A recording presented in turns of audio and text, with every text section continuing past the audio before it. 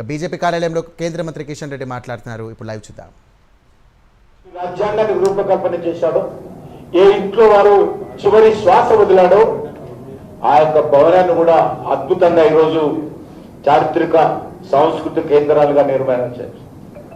చివరకు ఢిల్లీలో దాదర్లో అంతిమ సంస్కారం జరిగింది. దానికి కూడా చైత్య భూమి అని పేరు పెట్టి ఈ 5 ప్రాంతాలు జన్మించిన స్థలము, దీక్ష తీసుకున్న స్థలము, చదువుకున్న లండన్ స్థలము, అంతిమ శ్వాస వదిలిన స్థలము, అంతిమ సంస్కారం జరిగినటువంటి 5 ప్రాంతాలను కూడా మోడీ గారి నాయకత్వంలో వందల కోట్ల రూపాయలు ఖర్చు పెట్టి ఈరోజు ఒక స్ఫూర్తి కేంద్రాలుగా, ఈరోజు ఒక పవిత్ర కేంద్రాలుగా, ఈరోజు ఒక పంచతీర్థగా ఈ 5 స్థానాలను కూడా ఈరోజు అభివృద్ధి చేసిన విషయాన్ని మనం చేస్తా ఉన్నాం. నేను టూరిజం మంత్రి అయిన తర్వాత ఒక ట్రైన్ వేయడం జరిగింది. ఢిల్లీలో ఎక్కితే ఈ 5 ప్రాంతాలను తిరిగి ఆ ట్రైన్ ఢిల్లీకి వస్తుంది. ఆ రకంగా డాక్టర్ బాబాసాహెబ్ అంబేద్కర్ సర్క్యూట్ పేరుతో ఒక ప్రత్యేకమైనటువంటి ట్రైన్ నెట్వర్క్ కూడా టూరిజం మినిస్టర్ ద్వారా వేయడం జరిగింది. అంతేకాకుండా ఈరోజు డాక్టర్ బాబాసాహెబ్ అంబేద్కర్ యొక్క గౌరవాన్ని పెంచడం కోసం సుప్రీంకోర్టులో మరి అంబేద్కర్ విగ్రహాన్ని పెట్టినటువంటి ఘనత నరేంద్ర మోడీ గారికి దక్కుతుంది. అదే కాకుండా ప్రపంచంలోనే అతిపెద్ద డాక్టర్ బాబాసాహెబ్ అంబేద్కర్ విగ్రహము ఈరోజు ముంబైలో భారతీయ జనతా పార్టీ ప్రభుత్వం పెట్టబోతుందనే విషయాన్ని ఈ సందర్భంగా మనం చేస్తాం. ఈరోజు అనేక రకాల సంస్కరణలు, అనేక రకాల రాజ్యాంగంలో మార్పులు పేద ప్రజల కోసం అంబేద్కర్ స్ఫూర్తితో నరేంద్ర మోడీ గారి ప్రభుత్వం తీసుకురావడం జరిగింది. ముఖ్యంగా 102 సవరణ ద్వారా బ్యాక్వర్డ్ క్లాసెస్ కు, ఎన్సీబీసీకి సంబంధించినటువంటి బ్యాక్వర్డ్ క్లాస్ కమిషన్ కు రాజ్యాంగ హోదా, రాజ్యాంగ భద్రత కల్పించినటువంటి, రాజ్యాంగపరమైనటువంటి హక్కులు కల్పించినటువంటి ఘనత డాక్టర్ బాబాసాహెబ్ అంబేద్కర్ స్ఫూర్తితో నరేంద్ర మోడీ గారికి దక్కుతుందని సందర్భంగా మనం చేస్తున్నాం. అంతేకాదు ఈరోజు 104వ రాజ్యాంగ సవరణ ద్వారా పార్లమెంటు రాష్ట్రాల అసెంబ్లీలో ఎస్సీ ఎస్టీ సీట్ల రిజర్వేషన్ 2030 వరకు కూడా పెంచినటువంటి ఘనత ఈరోజు నరేంద్ర మోడీ గారి ప్రభుత్వానికి దక్కుతుంది. అంతేకాకుండా ఈరోజు 106వ సవరణ ద్వారా మహిళలకు మరి 33% రిజర్వేషన్ డాక్టర్ బాబాసాహెబ్ అంబేద్కర్ స్ఫూర్తితో కల్పించారు. ఆ రోజు డాక్టర్ బాబాసాహెబ్ అంబేద్కర్ రాజ్యాంగాన్ని రూపకల్పన చేసినప్పుడే మహిళలకు రిజర్వేషన్ ఇస్తాంటే అడ్డుకున్నారు.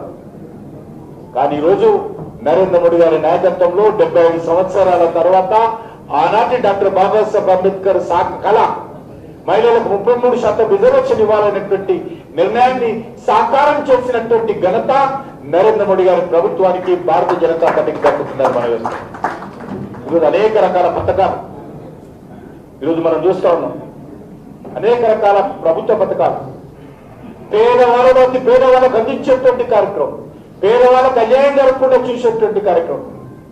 కాంగ్రెస్ పార్టీ ప్రధానమంత్రి చెప్పాడు, ఢిల్లీలో 100 రూపాయలు పంపిస్తే పేదవాడికి 17 రూపాయలే అందుతున్నాయి. కానీ మోడీ గారు ప్రధానమంత్రి అయిన తర్వాత డిజిటల్ యుగం తీసుకొచ్చి కేంద్ర ప్రభుత్వం కానీ ఏ ప్రభుత్వాలు కానీ 100కు 100% పేదవాళ్లకు లబ్ధి చేకూరే విధంగా డాక్టర్ బాబాసాహెబ్ అంబేద్కర్ స్ఫూర్తితో ఈరోజు నరేంద్ర మోడీ గారి ప్రభుత్వము ఈ యొక్క కార్యక్రమాలను కొనసాగిస్తుందనే విషయాన్ని మనం చేస్తాం. అంతేకాకుండా ఈరోజు మనందరం కూడా మరి గుర్తు పెట్టుకోవాల్సిన అవసరం, డాక్టర్ బాబాసాహెబ్ అంబేద్కర్ అంటే పడవల కాంగ్రెస్ పార్టీ, కానీ ఆయన రాజ్యాంగాన్ని రూపకల్పన చేసినటువంటి రాజ్యాంగ ప్రతిని మాత్రము చేతిలో పట్టుకొని తిరుగుతారు. ఏ రోజు కూడా రాహుల్ గాంధీ మరి రాజ్యాంగానికి సంబంధించినటువంటి ఒక్క పేరు కూడా చదివినట్టు లేదు. రాజ్యాంగం గురించి అవగాహన లేదు, దేశం గురించి అవగాహన లేదు, దేశ ప్రజల గురించి అవగాహన లేదు. చివరకు తన కాంగ్రెస్ పార్టీ ఏ రకంగా భారత రాజ్యాంగాన్ని అవమానం చేసిందో, పవిత్రం చేసిందో, తూట్లు పొడిచిందో రాహుల్ గాంధీకి తెలియదు. ఏ రకంగా రాజ్యాంగ రూపకల్పైనటువంటి డాక్టర్ బాబాసాహెబ్ అంబేద్కర్ అవమానం చేసిందో రాహుల్ గాంధీకి తెలియదు. కానీ ఈరోజు రాజ్యాంగ పుస్తకాన్ని పట్టుకొని పార్లమెంటులో బయట బహిరంగ సభల్లో ఆయన విమర్శలు చేస్తాం. అందుకే భారతీయ జనతా పార్టీ కార్యకర్తలుగా భారతీయ జనతా పార్టీ ఏదైనా చెప్తే మనస వాచ నమ్మితేనే మాట్లాడతాం.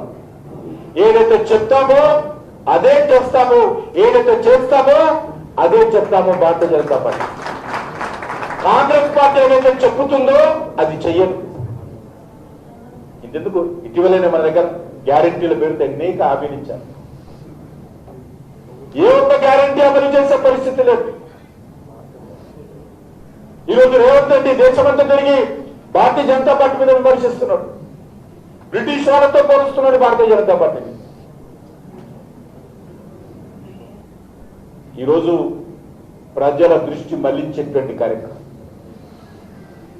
దేశంలో రాష్ట్రంలో కాంగ్రెస్ పార్టీ చేస్తాం.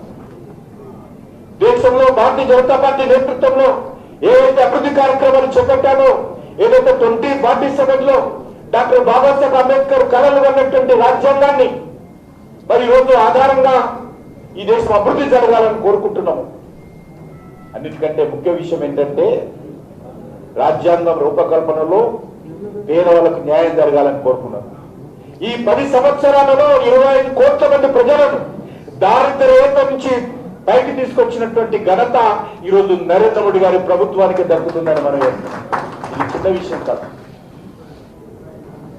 ఈరోజు పేదవాళ్ళందరూ కూడా 25 కోట్ల మందికి ప్రతి నెల బియ్యం ఇస్తా ఉన్నాం. తెలంగాణ రాష్ట్రం